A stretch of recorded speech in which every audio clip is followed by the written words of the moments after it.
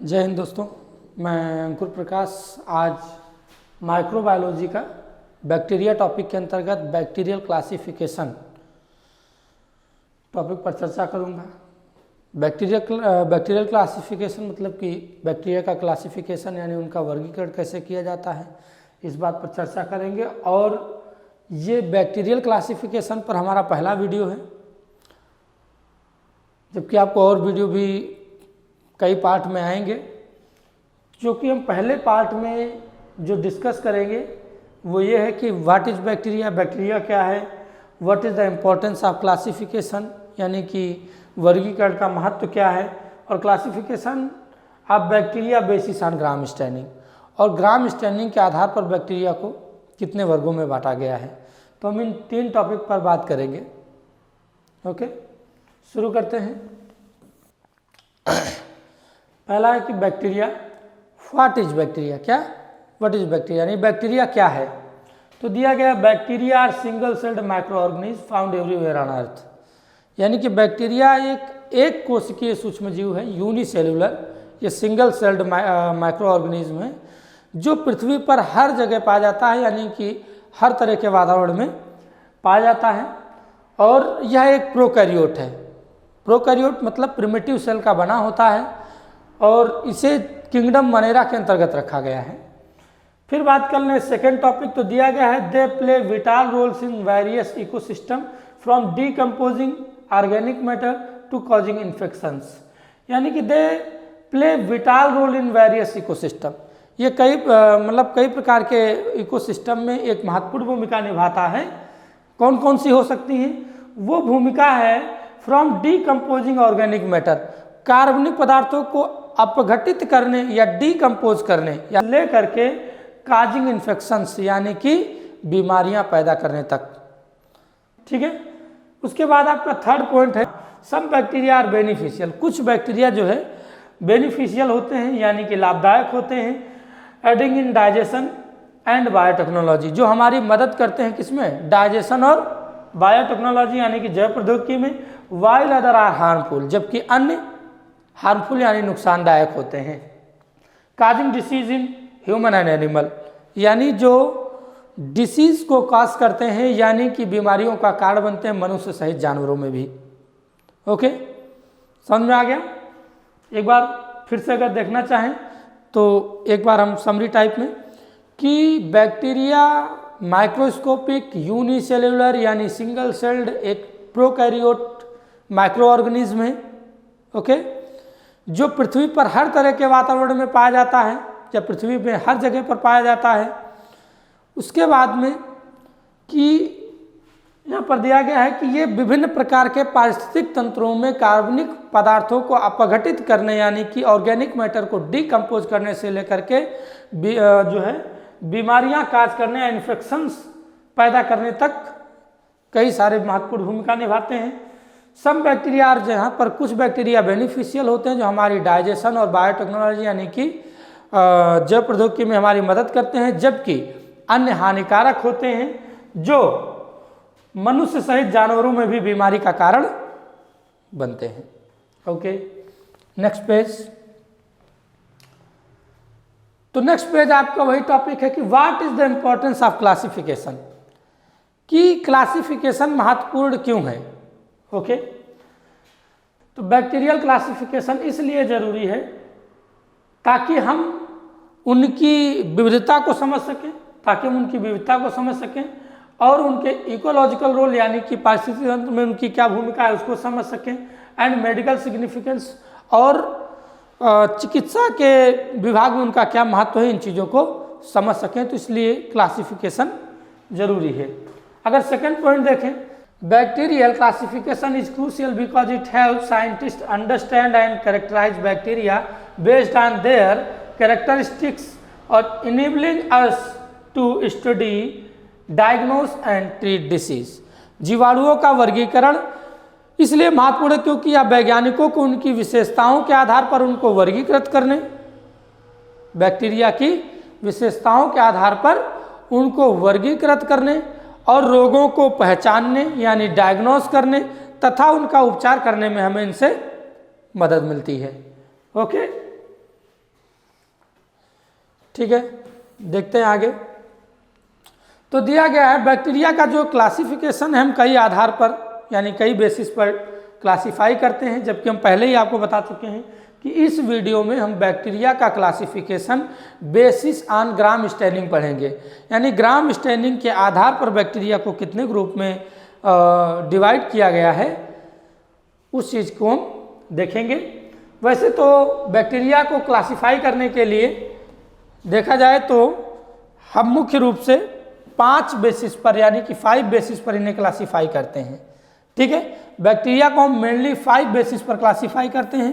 पहला है आपका स्टेनिंग, दूसरा है आपका शेप एंड साइज, तीसरा था आपका मेटाबॉलिज्म, चौथा था आपका फ्लैजिला एंड पांचवा है जेनेटिक्स। ठीक है, तो हम इन्हें आगे की वीडियो में 1 बाय 1 कवर करेंगे, जबकि इस वीडियो में हम कवर करने वाले हैं बेसिस ऑन स्टेनिंग, यानी कि बैक्टीरिया का क्लासिफिकेशन, जीवाणुओं का वर्गीकरण किस आधार पर, ग्राम स्टेनिंग के आधार पर, ग्राम्स मेथड या जो कह लो। ठीक है, शुरू करते हैं। Classification of bacteria basis on gram staining, यानी कि जीवाणुओं का वर्गीकरण ग्राम स्टेनिंग के आधार पर हमें पढ़ना है।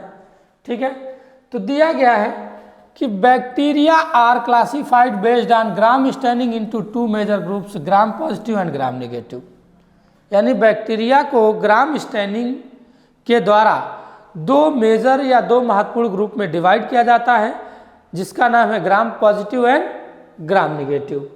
ठीक है, फिर दिया गया है कि Gram staining methods helps identify differences in their cell wall. Okay, यानी कि ग्राम स्टेनिंग एक ऐसा स्टेनिंग है जो कि हमें हमारी मदद करता है बैक्टीरिया की सेल वॉल को समझने में। ग्राम स्टेनिंग यानी कि बैक्टीरिया, क्योंकि बैक्टीरिया जो है 2 टाइप के अपनी सेल वॉल के बेसिस पर ही होते हैं, जैसे। ठीक है, चलिए आगे दिया कि gram positive bacteria retain the colour, यानी ग्राम पॉजिटिव बैक्टीरिया जो है वो अपने सेल वॉल पर कलर को बरकरार रखते हैं, यानी कि उन पे वो कलर बना रहता है, फिक्स रहता है, रिमूव नहीं होता है। और अपेयरिंग पर्पल, यानी हम उन्हें कलर करने के लिए जो कलर यूज करते हैं वह ग्राम पॉजिटिव बैक्टीरिया से रिमूव नहीं होता है या उनके सेल वॉल पर वह बरकरार रहता है, और वो हमें माइक्रोस्कोप में पर्पल कलर के दिखाई देते हैं, पर्पल या वॉयलेट कलर के दिखाई देते हैं, because they have a thick layer of peptidoglycan in their cell wall. ठीक है, क्योंकि इनकी जो सेल वॉल है वह मोटी पेप्टाइडोग्लाइकन की बनी हुई एक परत है। दूसरा कि gram negative bacteria do not return the stain, but gram negative bacteria जो हैं वो जो आपका फर्स्ट स्टेन होता है यानी क्रिस्टल वायोलेट, वह जो है इन पर से रिमूव हो जाता है या अपने सेल वॉल पर उसे बरकरार नहीं रख पाते हैं। एंड जो हम उस पर सेकेंड कलरिंग एजेंट इस्तेमाल करते हैं यानी सेकेंड स्टैंडिंग एजेंट इस्तेमाल करते हैं सैफ्रनिन, उसके वजह से वह हमें माइक्रोस्कोप में पिंक कलर के दिखाई देते हैं, due their thinner peptidoglycan layer and an outer membrane.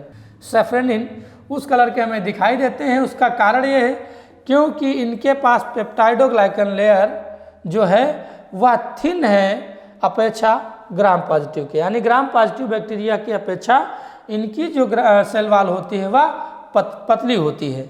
जैसा कि आप इसमें देख भी पा रहे हैं कि ये है सेल वॉल जो आपको ब्लू कलर में दिख रही है, तो हम देख रहे हैं कि जो ग्राम पॉजिटिव बैक्टीरिया है उसकी सेल वॉल मोटी है, जबकि ग्राम नेगेटिव बैक्टीरिया की सेल वॉल पतली है।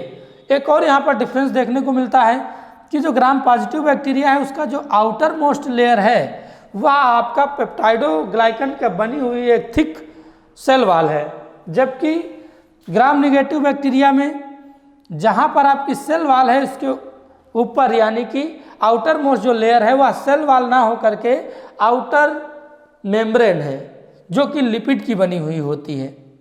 ओके, तो इस तरह से देखा जाए कि जो ग्राम पॉजिटिव बैक्टीरिया हैं उनके इन्वेलप में हमें दो लेयर देखने को मिल जाती हैं, एक इनर आपकी सेल मेम्ब्रेन या साइटोप्लाज्मिक मेम्ब्रेन, प्लाज्मा मेम्ब्रेन, और दूसरी आपकी सेल वॉल।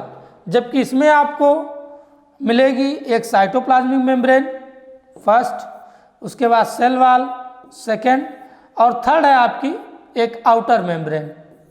ओके, तो इसमें 3 तरह की जो है इन्वलॉप हैं, जबकि यहाँ पर 2 ही इन्वलॉप हैं। यहाँ पर ग्राम पॉजिटिव में जो सेल वॉल है वह मोटी है ना, ठीक है।